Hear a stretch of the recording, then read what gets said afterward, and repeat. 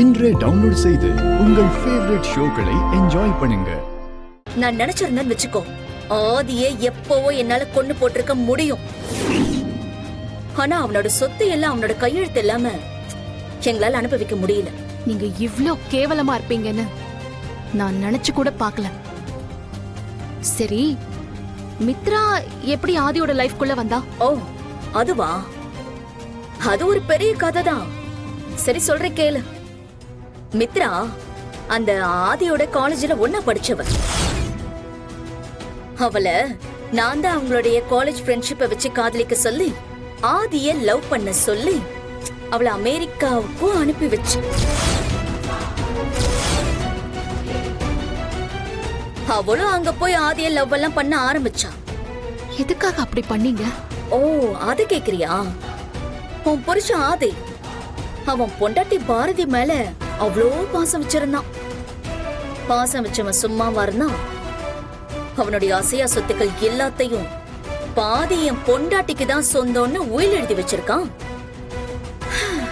நீதான் அவனுடைய ஆசையான அன்பான பொண்டாட்டியாச்சு. நாங்களும் இந்த குடும்பத்தோட ஆட்கள் தான் அவனுக்கு புரியல பாரு. அவன் படிப்பை முடிச்சுட்டு வர வரைக்கும் நான் தான் எல்லா கம்பெனியும் பாத்துக்கிட்டு இருந்தேன்.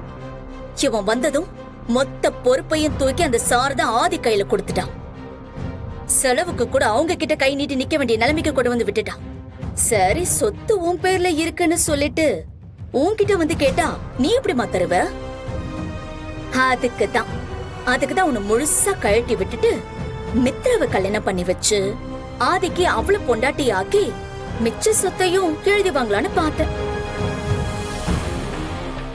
இதுல அந்த சுதாகர் இருக்கானே, அவன் ஒரு வாழ்ந்து கெட்ட பணக்காரன்.